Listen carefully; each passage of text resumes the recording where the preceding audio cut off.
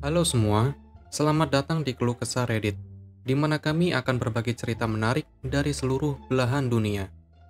Kali ini kami akan membagikan cerita dengan tema Entitled People, yaitu mengisahkan pertemuan dengan orang belagu dan sejenisnya. Berikut ceritanya.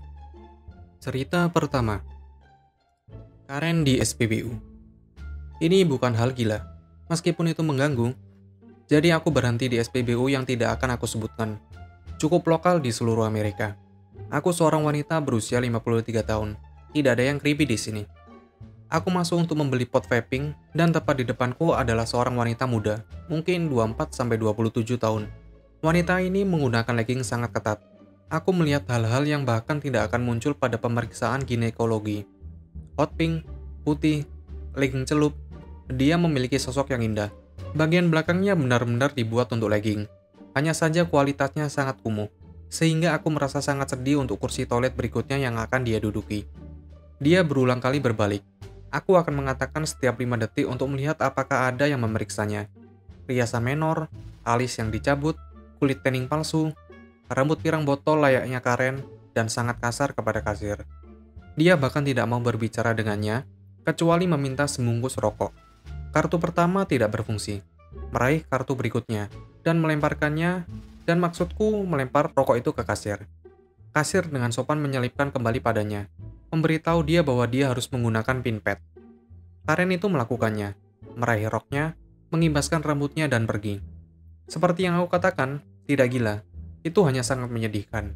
Dan menyedihkan untuk menyaksikan seorang anak muda yang benar-benar memiliki pola pikir bahwa mereka tidak akan pernah peduli tentang apapun atau siapapun kecuali diri mereka sendiri. Cerita kedua. Sepupu memesan menu paling mahal karena kami membayar. Ini terjadi ketika aku berusia 8 tahun. Keponakan ayah yang berusia 19 tahun pada saat itu sedang menginap di rumah kami selama beberapa hari.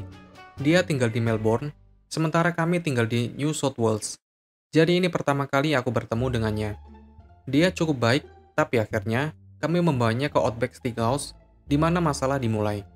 Karena dia adalah tamu kami membayar makan malamnya, jadi dia memutuskan untuk memesan makanan paling mahal di menu. Dia memesan steak paling mahal dengan beberapa lauk pauk, banyak minuman, dan untuk hidangan penutup, dia memesan sepotong kue untuk dibawa pulang. Sekarang, ini saja sudah membuat frustasi, tetapi menjadi lebih buruk. Beberapa bulan kemudian, dia memutuskan untuk mengunjungi kami lagi, kali ini dengan pacarnya. Kami tidak mengundangnya, dan dia tidak memberitahu kami sampai detik terakhir dia datang sehingga orang tua menolak untuk membiarkan sepupuku dan pacarnya tinggal di rumah kami. Namun ibu ayahku membayar hotel untuk sepupu, sehingga dia bisa datang untuk berkunjung. Meskipun mereka mengundang diri mereka sendiri kali ini, kami tetap mengajak mereka makan malam di Outback Steakhouse dan membayar makanan mereka. Tak heran, sepupuku dan pacarnya sama-sama memesan menu paling mahal, lalu juga memesan dessert untuk dibawa pulang. Sepupuku bahkan menyuruh pacarnya, ketika kami berada di restoran, untuk berbelanja secara royal, karena orang tuaku yang membayar. Aku tidak berpikir mereka bahkan menghabiskan semua makanan mereka. Mereka hanya memesannya karena mereka tidak membayarnya. Mereka tidak pernah mengunjungi kami sejak itu, tetapi nenek terus mengunjungi kami selama beberapa tahun setelah itu, dan dia cukup belagu. Dia akan mengundang dirinya sendiri, tinggal di rumah kami, dan memaksa kami membeli makan malam di restoran tertentu. Kami telah memutuskan kontak dengannya dengan alasan lain. Cerita ketiga. Ambulans di jalan. Ibuku yang sudah lanjut usia tinggal bersamaku, karena dia tidak bisa lagi mengurus dirinya sendiri. Ini biasanya bukan masalah besar, tapi dia benar-benar sakit beberapa hari terakhir, dan tadi malam dia kejang lalu pingsan. Aku menelpon 911, dan kemudian meminta saudara perempuan datang karena dia memiliki surat kuasa medis. Mereka berdua tiba di waktu yang hampir bersamaan, dan para medis bertanya apakah aku bisa membuka jalan salju untuk tandu jika mereka perlu membawa ibu ke rumah sakit. Jadi baru saja aku selesai melakukan itu. Salah satu dari mereka keluar dari rumah untuk mengambil tandu. Dia memberitahu aku apa yang terjadi. Yang aku sangat senang karena aku yakin dia baru saja selesai memberitahu saudara perempuan di dalam semua info yang sama, di mana sebuah mobil berhenti di belakang ambulans.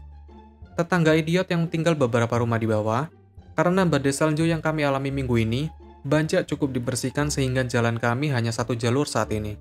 Jadi dia berhenti, keluar, dan bertanya kepada EMT, Apakah dia bisa memindahkan ambulan? EMT terlihat terkejut dan mengambil waktu sejenak untuk menenangkan diri sebelum berkata, "Kami memiliki keadaan darurat. Kami sedang mengambil pasien sekarang." Sekarang sementara kebanyakan orang tidak akan pernah meminta ambulans untuk pindah. Beberapa yang melakukannya akan dipermalukan setelah jawaban yang diberikan oleh EMT. Bukan bajingan ini. Dia menggandakan dan bertanya, berapa lama waktu yang dibutuhkan? EMT bahkan tidak menanggapi, hanya kembali ke apa yang dia lakukan. Tetangga memundurkan mobilnya dan mundur secepat mungkin, benar-benar bergerak di jalan yang dipenuhi salju. Bagaimanapun, masih sekitar setengah jam sebelum memuat ibuku ke ambulans dan mereka membawanya ke rumah sakit. Aku tidak tahu kapan atau bahkan tetangga berhasil pulang. Begitulah ceritanya.